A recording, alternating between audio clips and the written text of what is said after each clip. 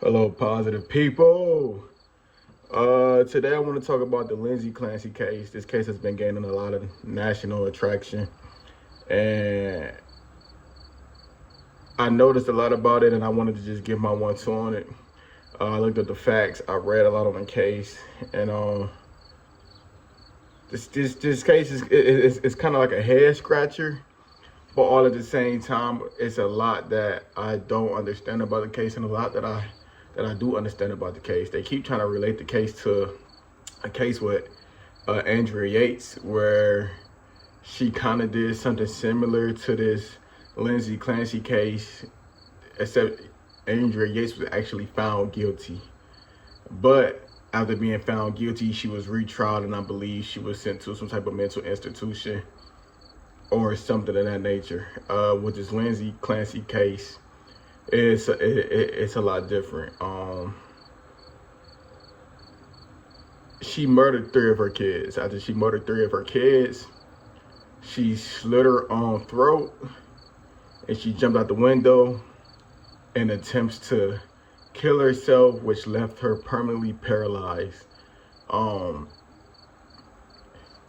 In the middle of taking her kid's life, because I've been seeing a lot on social media about her ex-husband Patrick, and then trying to say Patrick has something to do with this case. In the middle of murdering her kids, Patrick called her and asked her if she was okay. She said she was fine. I believe he was out going to get dinner. Patrick had nothing to do with the murders of his kids.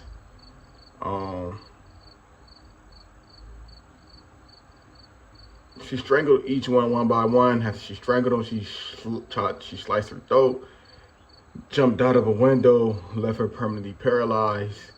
When I first looked over this case and I heard the facts and the details of it, I said, this lady needs to be locked up. She needs to be gone for life. If you came here to get a Lindsay hate video, or a Lindsay Clancy hate video, you're wrong. This video is not throw hate on her, and it's also not to shine light on her, but it's definitely not to show hate for her. This video is more so about just giving out the facts of the case that I feel like a lot of people are missing. This video is also to inform, and this video is also, hopefully somebody can get in the comments and help me come to a better understanding, because one thing that has me completely lost is she has raised close to almost $1 million on GoFundMe, right? A lot of people view Lindsay as a murderer because that's the crime, that's the charge, those are the charges that she's going to trial for, murder. And GoFundMe has allowed her to raise close to $1 million. Carmelo Anthony, which this video is not about Carmelo Anthony, he also had a GoFundMe, and it raised over $600,000, and GoFundMe shut his account out because we were raising money for murder.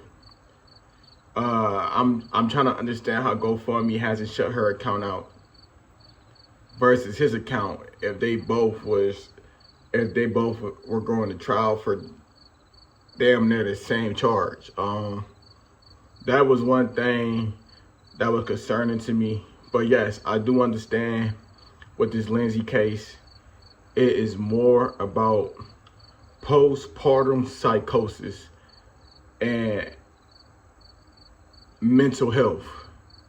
And I get that. I just was confused because, for one, when they shut down a Carmelo Anthony GoFundMe, he wasn't even guilty yet. And from my understanding, he was freeing himself. But once again, I'm not going to make these videos about Carmelo Anthony. We're still going to focus on Lindsay Clancy. Free Carmelo. I just wanted to throw that out there. The facts of this Lindsay Clancy case is she was hearing voices. Before she killed her children, She said she got a voice in her head that's it is a voice in her head that gave her a command to do it, and she did it. And the voice also told her, if you're gonna do this, this is the only time you're gonna have to do it. Meaning there's no other time. You're either gonna do this now or there won't be no later. And she followed through with it. Yes, investigators did get her phone and did see Google search history in her phone with about the easiest way to kill kids. Or something along the lines of that. Now, I'm still confused to why she has raised so much money and why she has got so much support, but she has got support. Like I said, when I initially first heard about this case, I said she needs to go to jail. But after going through the facts of the case, knowing that she was going through postpartum depression, knowing that she actually did talk to somebody about the way that she was feeling, knowing that she expressed the thoughts that she was having before this even came out, do I believe that she's guilty of killing her kids? Yes. Do I believe in my heart as a human being that she deserved to spend the rest of her life in a prison cell for it? No.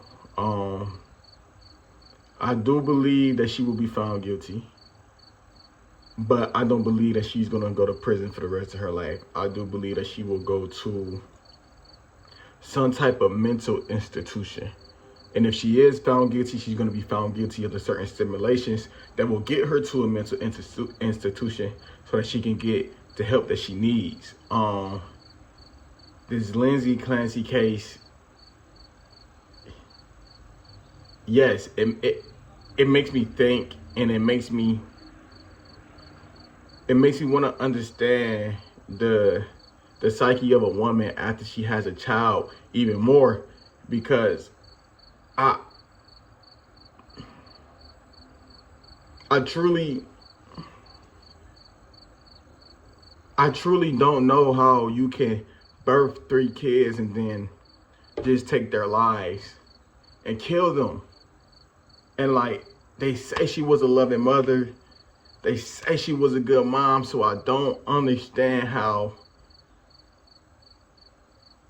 a loving mom can just kill her kids. And from that perspective right there, I know that there had to be something mentally wrong with this woman in order for her to just one day wake up, I'm killing y'all, and then I'm gonna try to kill myself.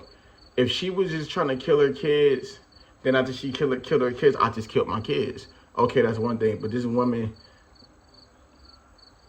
sent her kids to heaven, and then she literally tried to kill herself. After she strangled each kid one by one, she sliced her throat and she jumped out the window and left her permanently paralyzed. It's like she did not want to be here no more because she could not handle her mental no more. And most importantly, she was hearing voices giving her commands to do the things that she was doing. As far as when it comes to the support that she's getting, I truly don't understand. Because me as a man, it would be hard for me to support another man that had a mental breakdown and kills his whole family. It would be hard for me to support that. But I guess it's hard for people to support something that they don't understand. So when I see hundreds of thousands of people supporting Lindsay, I guess some way, somehow, they have to have a specific understanding for why she did what she did. I think that they need to take this Lindsay case and make it a bigger call to action. Meaning that it should almost be mandatory for a woman after she gives birth to talk to a mental health specialist before she leaves the hospital. And then a month after the baby is born, and then 3 months after the baby is born, and 6 months after the baby is born. This takes another look at America taking mental health more serious. I do think Lindsay will be found guilty.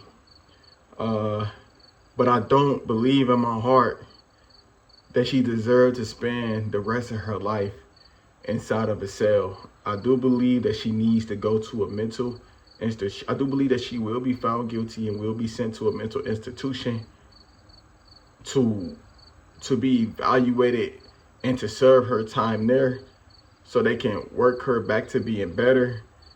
I don't know. This case has frustrated me. This case it made me look at a lot of things differently. I love getting people's opinion on this case. Some people believe she's a murderer and she just deserves a rot in jail. Some people believe that she deserves a second chance. Some people believe it concerns me. If there's women out here who can't have children at all, and she just taking kids' lives, and it's like, man, I really hope that she gets the help that she needs. I don't want the system to just throw her away and let her rot. I want her to get the help that she needs, but I do hope that this opens up a gateway to the American court system taking mental health more seriously, because there's a lot of black men that are in jail for the rest of their life.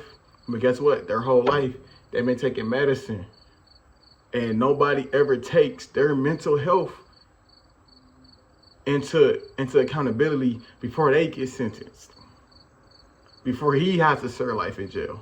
And I also want to point out that if Lindsay was Tasha from Detroit and she was living in a underprivileged, underserved community and she was black, it would not have as much national attention.